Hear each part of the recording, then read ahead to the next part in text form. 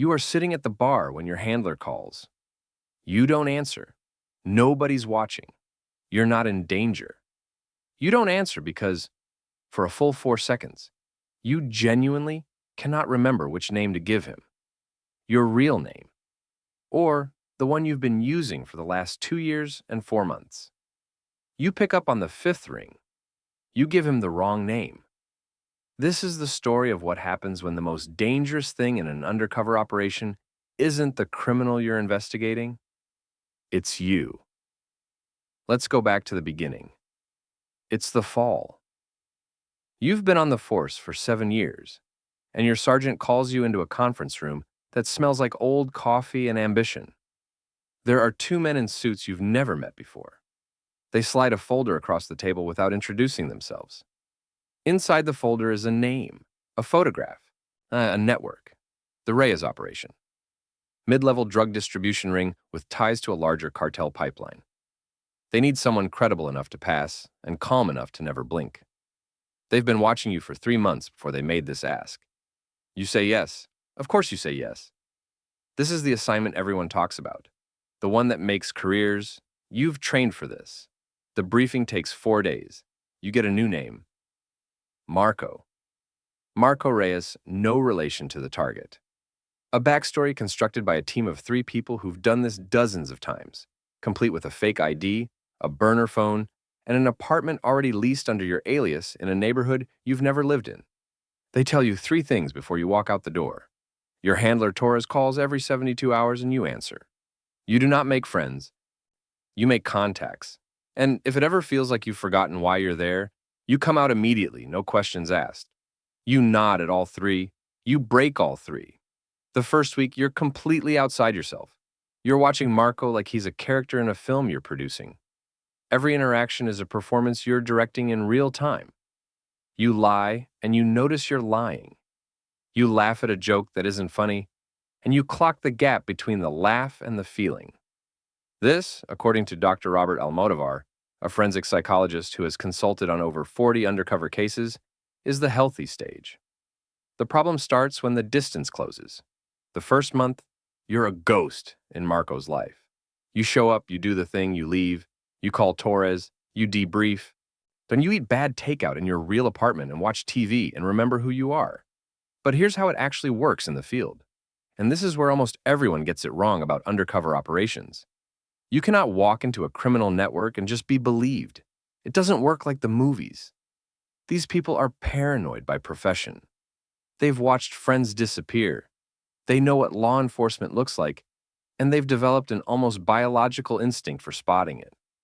So you have to be real, not a performance of real, the actual thing. And being real means caring about Marco's world, Marco's relationships, what Marco wants and fears and owes to people. 3 weeks in, you meet a man named Dante. Yeah, and he runs a corner of the operation, and he has a daughter who's 8 years old, who he talks about the way people talk about something sacred. He makes you dinner at his apartment. His wife doesn't know what he does. She thinks he manages a logistics company. She asks you about your family. You tell her about a mother who doesn't exist, a brother in Texas who isn't real. She says she'll pray for them. And for 3 days after that, Torres calls, and you don't have clean answers. Not because anything compromised the operation, but because you don't know what to do with the fact that you liked being at that table. This isn't unusual. According to documented FBI case reviews, over 60% of long-term undercover operatives report developing what researchers call genuine attachment to individuals inside the target network. Attachments that complicate but don't always compromise the mission. The word they don't put in the reports is friendship. But that's what it is. By day 30, you've had 12 operational contacts with the Reyes network. Torres tells you you're ahead of schedule. The intelligence you're generating is clean and valuable. He sounds pleased. You should feel pleased. You feel something else. You feel like Marco had a better day than you did. And that's the moment. Not dramatic, not loud, no music swell, where the first hairline crack appears in the wall between who you are and who you're pretending to be. The crack is there. You just can't see it yet. This is what identity drift looks like from the inside. It doesn't feel like losing yourself. It feels like becoming more comfortable. The performance stops feeling like work, and the lies stop requiring effort. You stop translating between your real self and Marco. You just respond. Psychologists call this role engulfment, a term first formalized in studies of actors, cult members, and law enforcement officers in deep cover. The role stops being something you wear and starts being something you inhabit. And here's the thing about role engulfment that the briefings don't prepare you for. It feels like relief, because Marco doesn't carry your history. Marco doesn't have your childhood, your marriage that ended badly, your debt, your self-doubt. Marco is newer, cleaner. And in this world, people respect Marco. They trust Marco. Dante calls Marco the first person he calls when something goes sideways. Nobody's called you that in years. 6 months in, you start missing the 72-hour check-ins. Not deliberately. You just forget. Or something more important is happening. Or Marco wouldn't check his phone right now, so you don't check yours. Torres drives by your real apartment one night to confirm you're alive.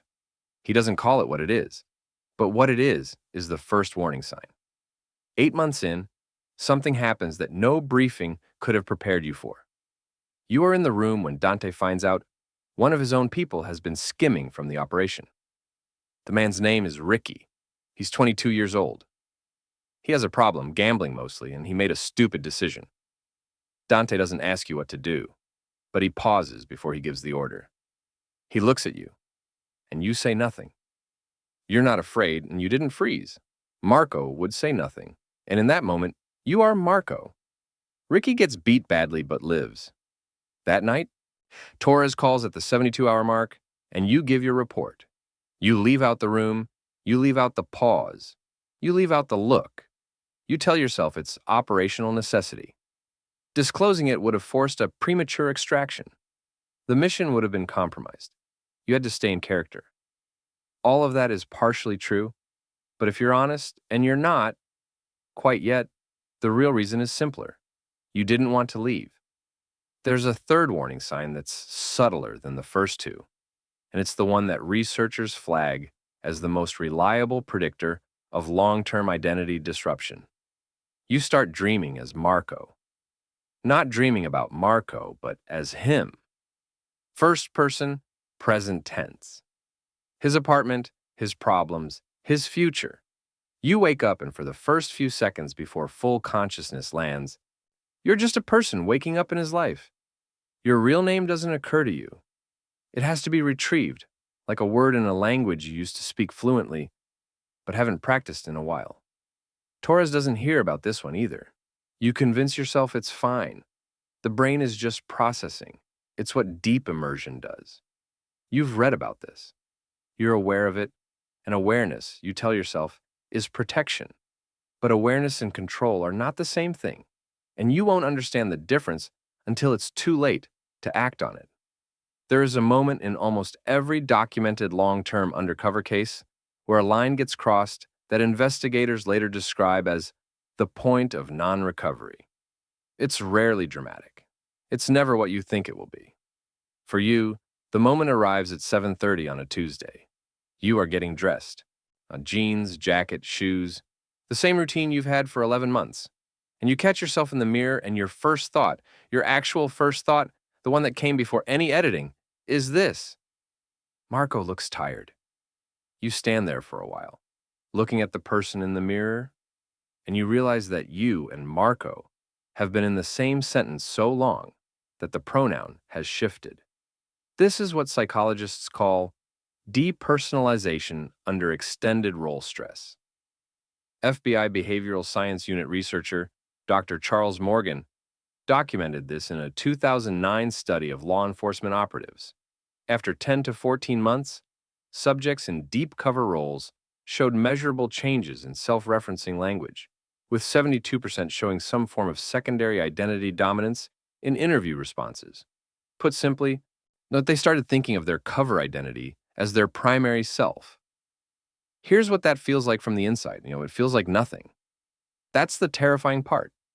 It doesn't feel like losing your mind. It doesn't feel like a crisis. You don't feel fractured or confused. You feel clear. The cognitive effort that used to go into maintaining Marco simply disappears because you're not maintaining anything anymore. The operation enters its final phase around month 13. The intelligence you've gathered is enough to bring federal charges. Torres tells you the extraction date is being set. 2 weeks. You tell Dante you're thinking about moving. You float it casually. Testing. Part of you, still just barely, is doing the job. But part of you's wondering if Dante has a contact in the city you'd be moving to. Part of you's thinking about whether Marco would want to move. The 2 weeks before extraction are the strangest of the entire operation. You know what's coming. Torres has given you the date, the time, the protocol. You've been through the exit briefing. On paper, you're already halfway out. But you're still there every day. Still showing up. Still being Marco. And something happens in those 2 weeks that you won't be able to explain cleanly in any debrief. You start paying attention differently. The way you did in the very first days, when everything was new and you were cataloging Marco's world from the outside. Except now the distance isn't detachment, it's grief. You notice the way Dante's daughter draws horses at the kitchen table with her whole body, leaning in like the paper might escape. Yeah, and you notice that the corner booth at the bar where you've spent 100 Tuesday nights has a scratch in the table shaped like a river delta. You notice that the city sounds different at 4 a.m. than it does at 5. Something changes in the light, and the quiet goes from lonely to almost peaceful. You are memorizing a life that was never yours. And the disturbing part, the part you'll spend months in post-extraction therapy trying to understand, is that you don't know if you're doing it because you're mourning or because some part of you is still deciding whether to leave. Torres calls that night and asks if you're ready to come home. You don't answer for 5 seconds too long. They do it the way they always do, a routine traffic stop. You're in the car with Dante when it happens. 3 units, standard procedure. So Dante gets taken out of the car. You get taken out of the car. You're separated. A plainclothes officer you've never met puts a hand on your shoulder and says it quietly. We have you. You can come back now. And the words don't land the way they should, because coming back assumes you've been somewhere else. And you haven't been somewhere else. You've been here. This is where you've been. They put you in a room with bad coffee and a woman you've never met who introduces herself as a debrief coordinator. She's calm, practiced. She's done this before. She asks you your name. You give her the right one. But there's a half second before it arrives that you both notice. She writes something down. You watch her write it. You know what she's writing. She wants to know how long you've been back. You want to say you haven't left. You say about 4 hours. Then she asks if you know where you are. You name the building, the city, the agency. All correct. And none of it feels like yours. Reorientation, they call it. The idea is that by talking through the facts of your real identity, anchoring you to names and dates and relationships you actually have, the brain begins to reprioritize. The cover identity starts to recede. The real one moves back to the front. The research says this process takes days to weeks. For some, months. For a few, the research is careful here. For a few, the reorientation never fully completes. The debrief takes 4 days. In the psychological evaluation on day 2, the examiner asks you to describe a recent happy memory. You describe a meal at Dante's apartment, his wife's cooking, his daughter drawing at the kitchen table, and the feeling of being in a room where people were glad you were there. The examiner writes something down. The case files from real extracted operatives are consistent on this point. Not relief, not pride, not the satisfaction of a mission completed. What they describe, almost uniformly, is a sense of amputation. Former DEA Special Agent Michael Levine, who worked deep cover in Latin American cartel operations for over a decade, described the extraction process as, quote, the most destabilizing experience of my professional life, worse than any moment of physical danger during the operation itself, because the danger had a shape. The danger was external. You knew who you were when the danger was external. The extraction asks you to be yourself again, and you realize, standing under fluorescent lights in a building you're supposed to know, that you have no idea who that is. You give them the debrief. You give them everything, except the last bit. You don't tell them how good it felt to be Marco. There's a version of this story where the hero comes home. Criminals prosecuted, assets seized, case closed. And all of that happened. Dante got 12 years. You testified. You sat in the witness box and Dante looked at you from the defendant's table. And the look on his face wasn't rage. It was something closer to grief. Like finding out someone you love has been something else the whole time. Which is exactly what happened. The question that stays with you, the one the psychologist keeps circling back to in the monthly sessions you're required to attend post-extraction, isn't whether you crossed a line. The case files can resolve that. But the question that stays with you is something the case files can't resolve. Research into post-undercover psychological outcomes tells a complicated story. A 2016 study published in the Journal of Forensic Psychology found that 68% of officers who completed long-term undercover assignments of 12 months or more reported clinically significant identity disruption in the 12 months following extraction, higher rates of dissociation, difficulty reconnecting with family, and what researchers described as grief for the relinquished identity. Not grief for the criminals they helped catch. Grief for who they were inside the operation. Marco was real. The relationships were real. The dinners, the trust, the late-night conversations about life and loyalty, all of it happened. The only fiction was the name. And that's the thing about identity that no training manual fully prepares you for. We are, in large part, who other people believe us to be. You became Marco because Dante believed in Marco, because Marco's world needed Marco to exist. When you remove the name, you didn't just leave an operation. You ended a person who felt completely real. 6 months after extraction, you start going by your real name again, without thinking about it. The name came back not because you recovered, but because new habits replace old ones. And the brain is adaptive in ways that are both miraculous and a little terrifying. But something else stays. The thing that stays isn't Marco. It's the knowledge of what you're capable of. The knowledge that identity is not a fixed address. It's a practice, a daily repetition, a series of small choices about which version of yourself you perform until the performance becomes real.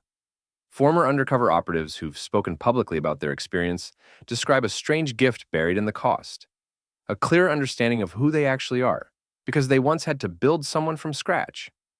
You're not Marco anymore, but you understand Marco, and you understand the part of you that didn't want to leave him behind. That understanding doesn't go away, and you've stopped expecting it to. It just sits there, quiet, like a room in your head you know exists, but don't often walk into. Most days, that's enough. The psychology of undercover operations is one of the least discussed corners of law enforcement, and one of the most revealing windows into what identity actually is and what it costs to lose it. Every documented case of deep cover identity erosion raises the same question the researchers keep circling back to. If you can become someone else completely, what does that tell you about who you were to begin with? If you want to go deeper on the psychology of identity, moral injury, and the cases that changed how we think about undercover work, that video is on screen right now. Subscribe so you don't miss it.